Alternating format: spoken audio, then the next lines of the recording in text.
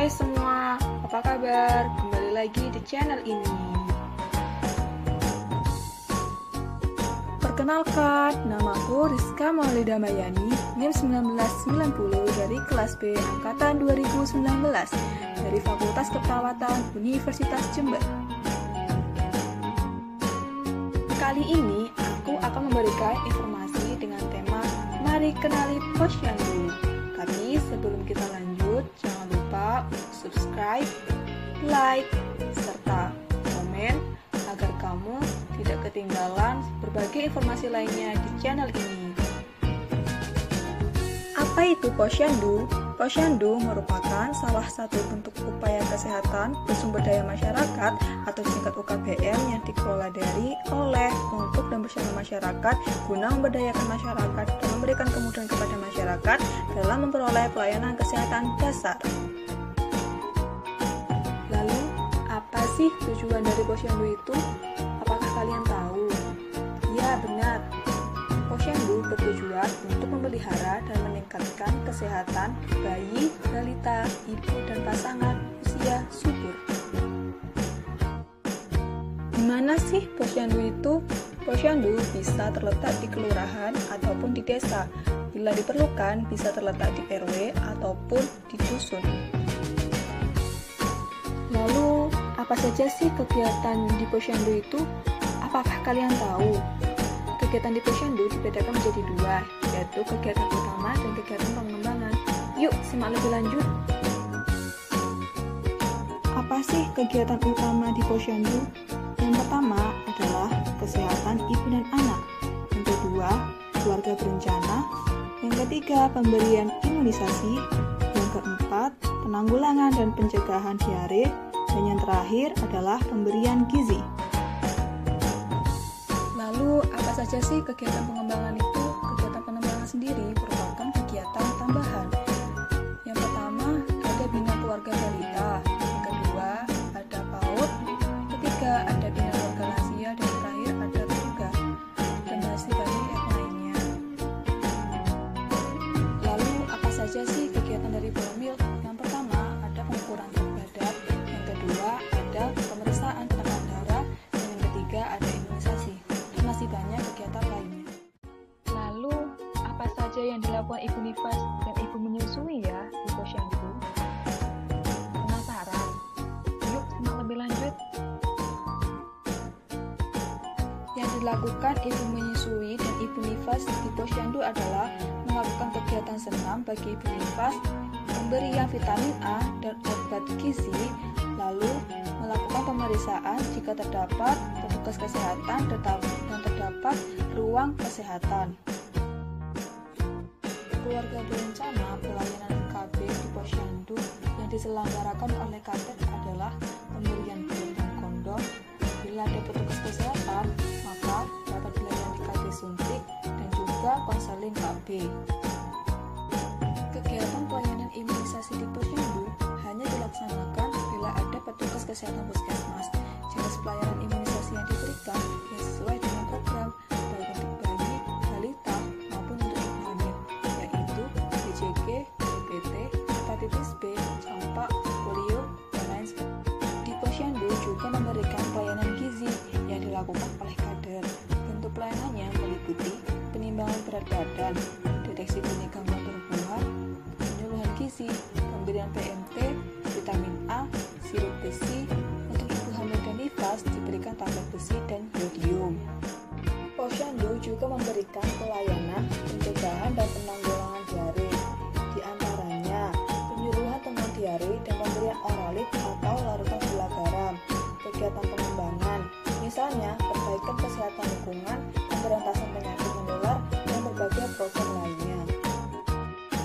Oh ya, kalian masih ingat kan kalau di Posyandu juga ada kegiatan pengembangan? Tentu ingat bukan? Kalau begitu, yuk kita lanjut membahas materinya. Cekidot.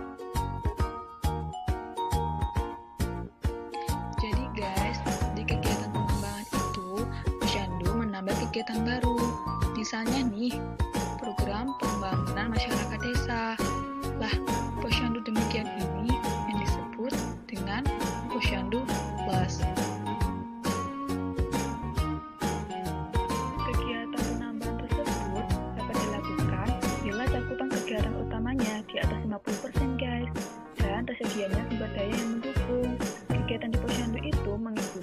keterpaduan KB Kesehatan dengan sistem 5 meja.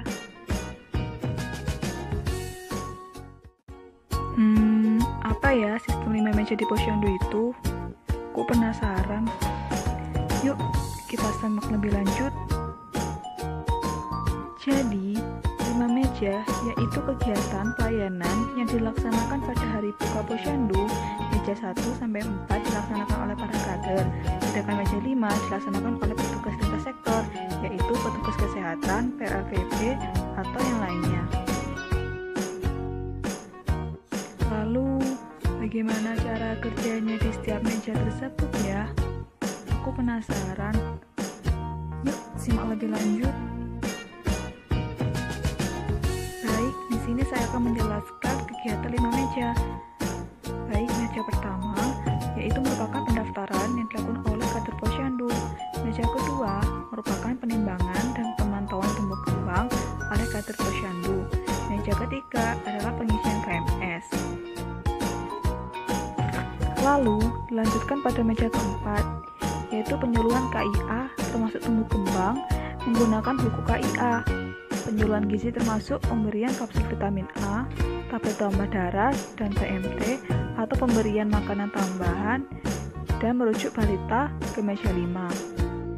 Di meja kelima, kita akan mendapatkan pelayanan dan konseling kesehatan dan gizi oleh petugas kesehatan, imunisasi, KIAKB termasuk simulasi, deteksi dini tumbuh kembang balita, gizi termasuk penanggulangan gizi, kurang, dan buruk serta penyakit pada balita. Selanjutnya, ada beberapa pesan-pesan kader untuk para ibu. Yuk, simak lebih lanjut. Yang pertama, pesan kader untuk ibu hamil.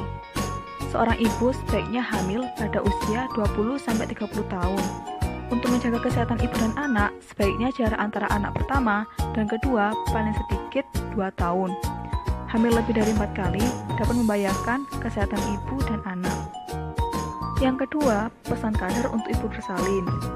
Pertolongan persalinan. Persalinan pada ibu hamil harus ditolong oleh bidan atau dokter. Mengenali tanda-tanda persalinan, mulas-mulas secara teratur, perut terasa keras bila diraba, keluarnya lendir bercampur darah, keluarnya cairan ketuban. Pesan kader untuk ibu nifas. Berikan ASI segera pada bayi yang baru lahir, karena ASI yang pertama kali atau kolostrum mengandung zat kekebalan yang melindungi bayi terhadap penyakit. Jika bayi tidur lebih dari 3 jam, bangunkan lalu susui. Selanjutnya, saya akan menjelaskan apa saja sih manfaat dari Posyandu. So, jangan kemana-mana ya guys, tetap simak penjelasannya. Jadi, manfaat yang pertama yaitu memperoleh kemudahan untuk mendapatkan informasi dan pelayanan kesehatan bagi ibu, bayi, dan anak balita. Yang kedua, pertumbuhan anak balita terpantau.